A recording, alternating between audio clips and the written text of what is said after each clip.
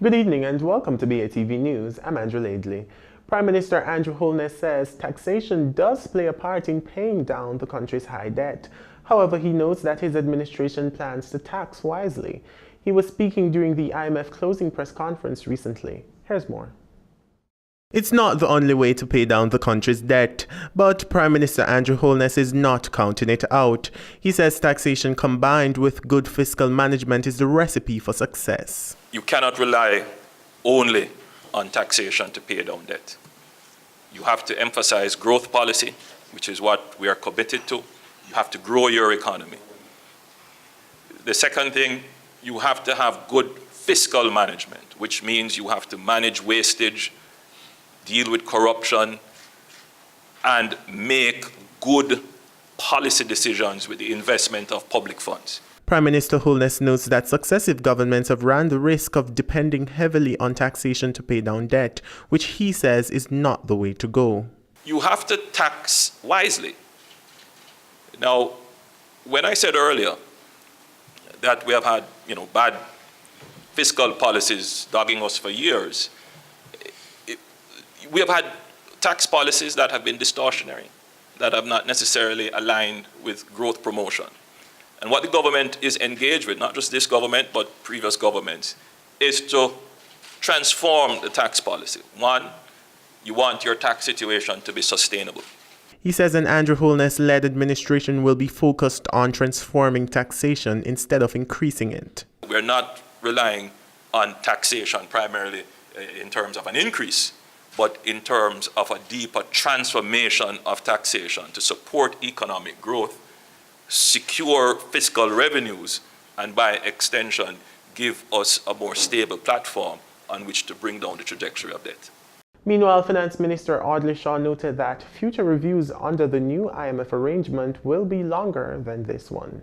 This is a short review period, since we will in fact be shifting to a 6-monthly review starting from at the end of June 2017. He also indicated that upon approval in April, the country will have access to more funds. The IMF Executive Board is scheduled to consider the first review under the precautionary standby arrangements in April of 2017. The board approval, once granted, will allow the release of SDR 126 million, approximately US $170 million, which when added to the amount approved in November of last year will make approximately US $574 million available to Jamaica in the event that it is needed. Prime Minister Andrew Holness says the government is creating a platform for young people to become certified and excel beyond entry-level positions within the BPO sector. The Prime Minister was speaking during an exclusive BATV interview. Jason Moo Young has that report.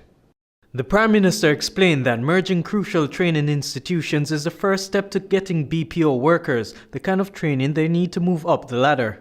We have merged HEART NTA we're merging in JFLL, Jamaica Foundation for Lifelong Learning, and the youth service with HEART NTA to create a more cohesive and robust training agency to ensure the upskilling of our workers.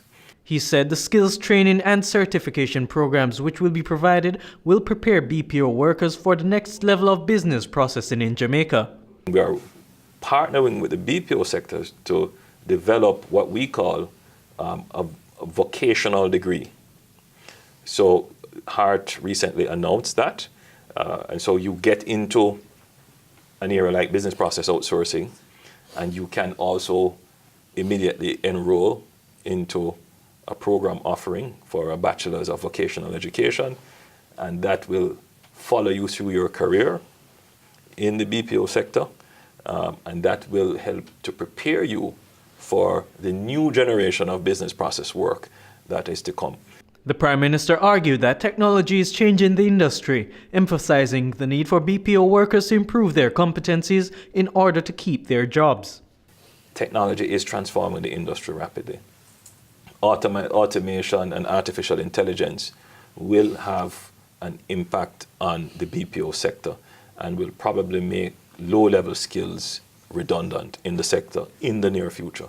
So when you get into the sector, into the BPO sector, it must be with a vision of moving from low-level skills operation to taking on more sophisticated functions. Jam Pro is opening doors for King Pepper in Canada. The Jamaican condiment and seasoning manufacturer King Pepper Products Limited has re-entered the Canadian market after participating in a Jam Pro-led trade mission to Canada last year. The company was able to secure a distributor for its Eaton's line of products and received its first container order to Canada late last year. King Pepper participated in the mission to meet with buyers in the Toronto area and to explore ways of meeting the demand for its products in Canada. Managing Director at King Pepper, Christine Wong, said her company was focused on maintaining its presence in the North American market due to the large diaspora based in the United States and Canada. She explained that the company was now looking to capitalize on its recent achievements and expand outside of the diaspora base to the general market. Still to come, local investors being urged to partner more with government on infrastructural projects. The details when we return.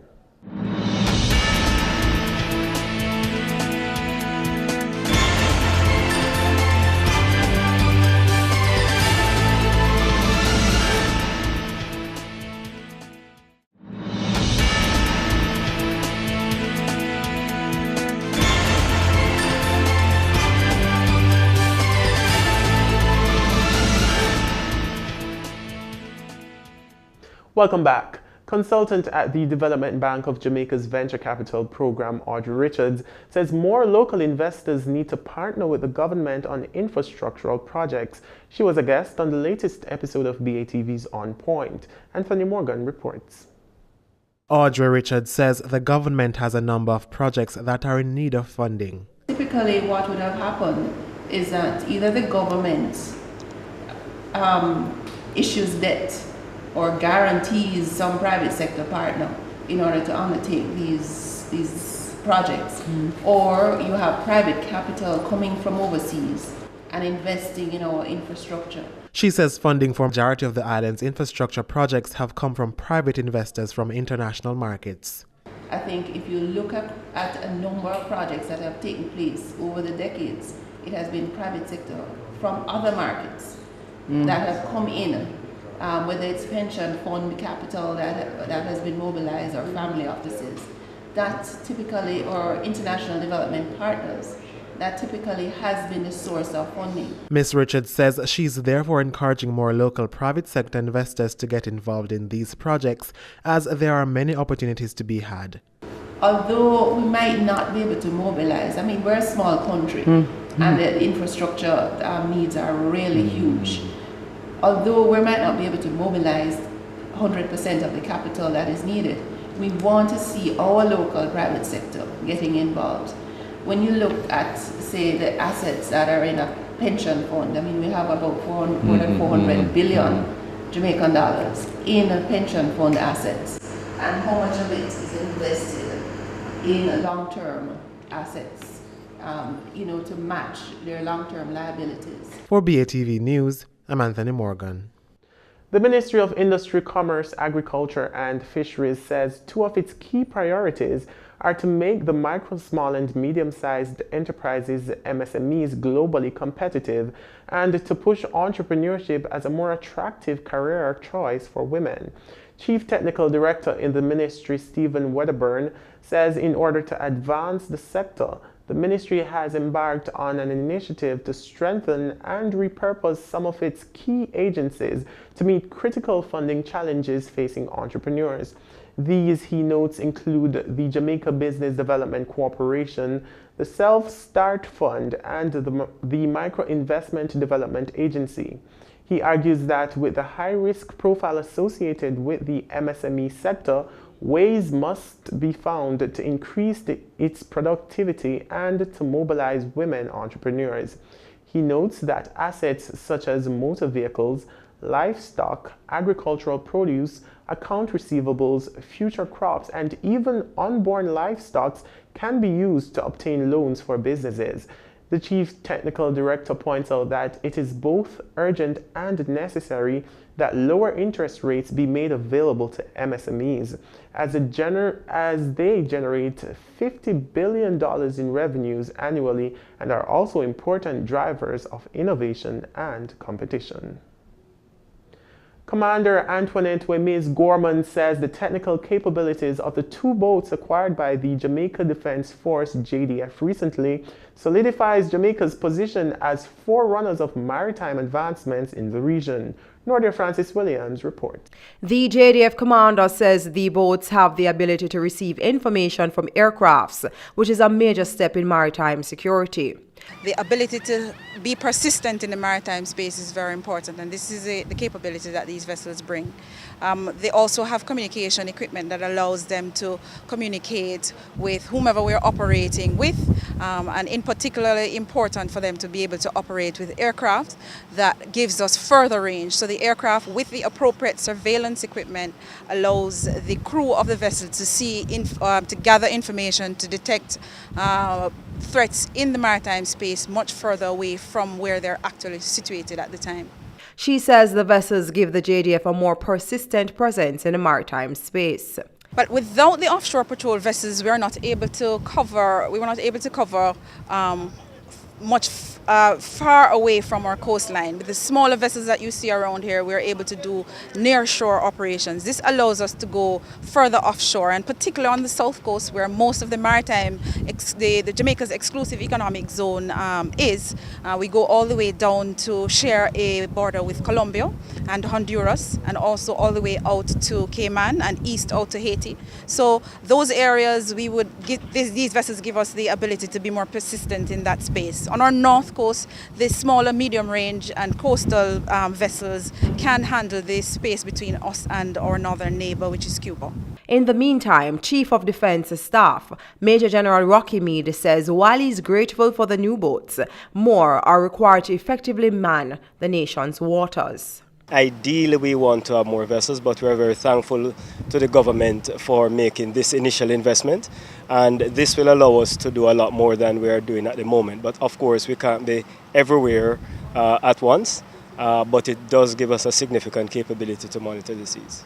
He says the responsibilities of the JDF Marinas are many, and these two ships will make the task of carrying out these duties easier. We have responsibilities beyond just the fisheries monitoring and monitoring for illegal trafficking. We also have a search and rescue responsibility for our area in terms of maritime traffic, aviation traffic through the area. They expect us to have this capability to respond to, if there's an accident or just someone get lost. We need that capability, and these vessels certainly enhance our capability to do that. For BATV News, I'm Nordia Francis Williams. Stay with us. Regional and international stories are next.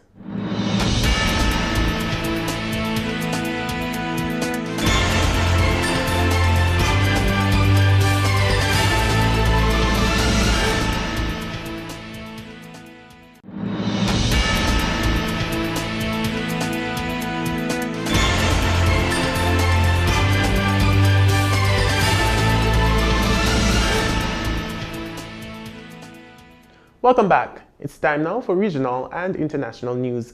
Guyana's Minister of Finance Winston Jordan has signed 3 technical cooperation agreements with the Inter-American Development Bank, IDB, valued at $1.7 million. The agreements represent technical assistance resources for the development of a comprehensive national housing strategy, a fiscal management modernization project, and a national civil aviation plan. Minister Jordan acknowledged the timeliness of the agreements and said that they are critical to the government's agenda to consolidate and restructure the delivery of services in these areas, while at the same time stimulate growth within the sectors. Meanwhile, the IDB said the technical funds will finance activities to transfer technical know-how and expertise, capacity building, and the transfer of knowledge and research. The spending power of households is being stretched by the fall in the value of the pound since Britain's referendum decision in June to leave the European Union. As Sarah Hemrajani reports, grocery inflation has also doubled since February. Signs of penny pinching by British shoppers. The latest numbers showing consumer spending falling as inflation, fueled by sterling's weakness over Brexit, puts pressure on incomes. The British Retail Consortium says it recorded the first quarterly fall in non-food sales in more than 5 years. That's as people think twice about snapping up new clothes, electronics and other luxury items. Primarily it's to do with inflation and the impact of the currency devaluation and commodity price rises feeding through into prices. And that has squeezed real wages, and it is continuing to do so, which means that actually households have less money to spread across all the things they buy. The data comes out a day before Finance Minister Philip Hammond unveils his spring budget. Some analysts warn the government's confidence in the resilience of the British consumer may be misplaced. The forecasts are, particularly the Bank of England's one, about quite substantial growth this year, again in the UK of about 2%, is that consumers are going to be prepared to dip into their savings more and therefore borrow more. And they will carry on spending. Now, that is a big, big assumption to make. And actually what we are already seeing is that consumers perhaps are much less willing to go out and buy anything in the shops. Another concern, rising supermarket bills. UK food inflation has doubled since last month, meaning shoppers may consider tightening their purse strings even further. German industrial orders fell 7.4% in January, their biggest monthly fall in 8 years due to a slump in domestic and Eurozone demand. But as David Pollard reports, other data suggests Eurozone economic growth is still on the up. Economists might call it a data dilemma. Does a surprise fall in German industry orders show an economy struggling to gain speed, or should they look at last week's PMI numbers instead? They suggest factories are enjoying their best months in nearly 6 years, thanks, some argue, to some of the biggest stimulus ever. The European Central Bank has been pumping in money like there's no tomorrow. So the quantitative easing program, which continues, has been very, very significant. A 7.4% drop in January orders then came as a shock, domestic and foreign demand down in the biggest monthly fall in 8 years, and flies in the face of investor confidence. The latest Centix survey for the Eurozone puts that at close to a decade high, despite the doubts. What we want to be seeing in this economy in the Eurozone is much, much better performance, and these factory orders in Germany falling so aggressively is a really worrying point, because we have to see these things start to improve. Mario Draghi and his policymakers will announce their latest policy decision on Thursday. They too are aware much of the rebound in inflation back towards their near 2% target is due to extraordinary factors like energy prices. It's a fact of what good is this QE program doing, and is it worth keeping it there when you see economic data throughout in Germany as well as everywhere else not necessarily performing that well in the Eurozone. Ahead of the meeting, the OECD is releasing its latest forecast. Global growth will run at 3.3% this year, it says, but with economic nationalism and diverging central bank policies labelled as among the risks that could spoil that outlook. A major energy summit is being held in Lebanon where politicians are hoping to kickstart the oil industry. Experts believe millions of barrels of oil and gas lie within Lebanese territory, but years of war and political problems have disrupted ambitions to tap the resource. More in this Al Jazeera report. Lebanon's oil and gas sector has seen better days. Its history in the industry is almost as old as Middle Eastern oil production. Since the 1930s, crude oil has been brought here from Iraq to be refined and exported to neighboring countries. This refinery was built in the 1960s, but successive wars across the region slowed production, nearly killing the industry. Now, hope is on the horizon. Buried deep below Lebanon's section of the eastern Mediterranean Sea are an estimated 96 trillion cubic feet of natural gas and 850 million barrels of oil. With these oil reserves, we could profit between $2 to $3 billion a year. As for the gas resource, all we need to do is filter it, and the revenue would be enormous. I estimate the profit alone could be equal to all of Lebanon's current national budget. Unlike its neighbors, who have fast-tracked development, Lebanon's oil and gas ambitions have faced repeated delays.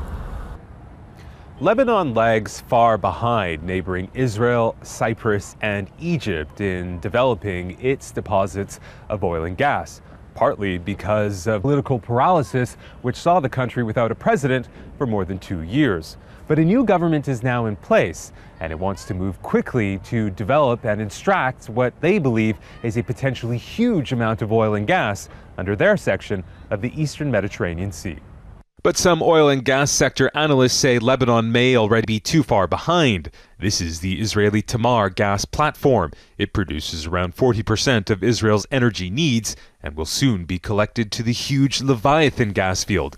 Leviathan is so large, Israel could soon become an energy exporter. The Lebanese government says part of the Leviathan field extends into its waters, but without any infrastructure in place to tap the deposit, there's little it can do. Israel has discovered this oil at the same time, and now they have started selling this gas for 4 years now, and Lebanon has not yet started. And if they finally decide to start, they need like 4 to 5 years to get the first drop of gas to the market. Further complicating Lebanon's oil and gas ambitions is a potential shortage of regional customers. Egypt's Zohr gas field is even larger than Leviathan, and the Egyptian, Turkish, and Israeli governments have already signed import and export deals with each other. So while the Lebanese government is now in the process of auctioning off energy development rights to some of its offshore areas, its own oil and gas experts warn no matter how hard it tries to catch up with its neighbors, Lebanon may never do so. Imtiaz Taib, Al Jazeera, Tripoli. Talking Stocks is after the break. Stay with us.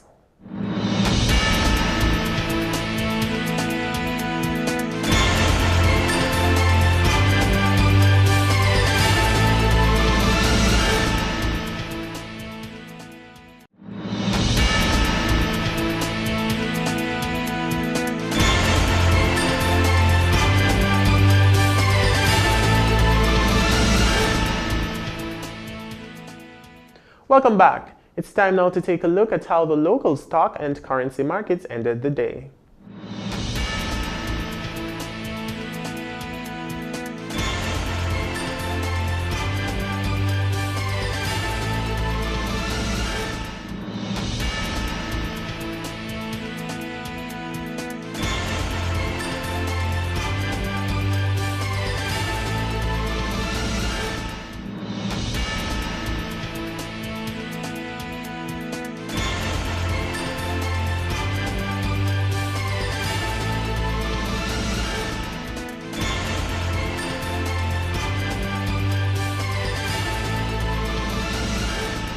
And that's the news for this evening, but before we go, a recap of our top story.